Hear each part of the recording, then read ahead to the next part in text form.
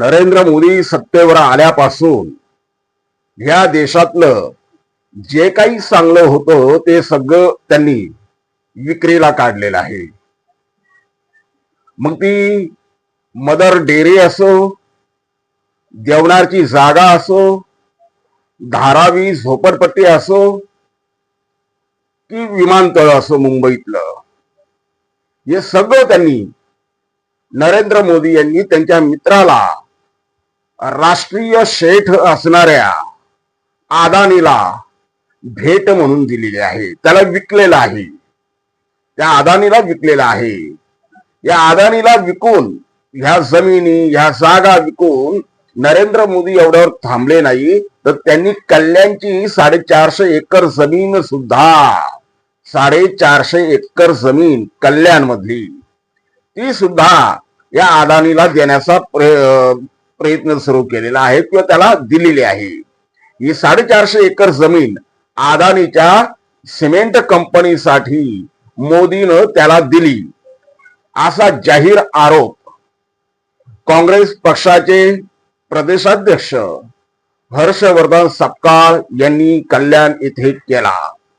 कल्याणमध्ये ते एका मामा पगारे यांना ज्या नफरतखोरांनी साडी वगैरे घातली होती, त्यांची विटंबना केली होती, त्या पार्श्वभूमीवर हर्षवर्धन सपकाळ कल्याणमध्ये आले.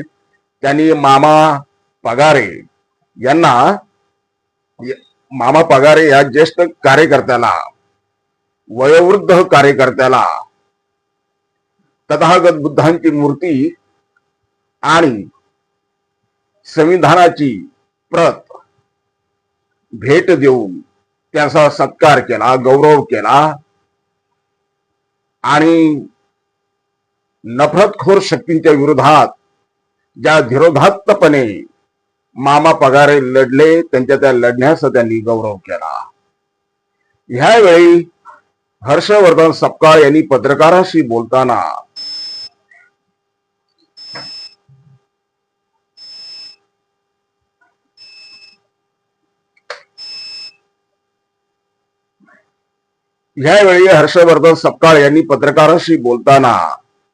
जाहीरपणे सांगितलं की नरेंद्र मोदी यांनी आमच्या कल्याण मधली सुमारे 450 एकर जमीन त्यांच्या मित्राला गौतम अदानीला विकून टाकलेली आहे. त्या विरोधामध्ये कल्याण मधली जनता आंदोलन करत आहे. त्या आंदोलनाला आमचा पाठिंबा असणार आहे. मित्रांनो, अदानी ग्रुपला जी कल्याण मधली 450 एकर जमीन विकलेली आहे, त्या विरोधामध्ये निश्चितपणे रिपब्लिकन सेना आणि भीम आर्मी संविधान रक्षक दलाच्या वतीनं एक आंदोलनात्मक भूमिका जाहीर करणार आहोत. कल्याण मधली कोणतीही जागा ही ह्या देशाची संपत्ती आहे आणि ती ह्या देशाची संपत्ती अशा अदानी सारख्या लोकांना विकणं एक प्रकारे देशद्रोह आहे. त्या विरोधात कल्याण मधली जनता जो आवाज उठवत आहे त्याला आमचा नेहमीच पाठिंबा असणार आहे, अशी भूमिका भीम आर्मी संविधान रक्षक दलाने घेतलेली आहे. पुढील अधिक माहितीसाठी आपण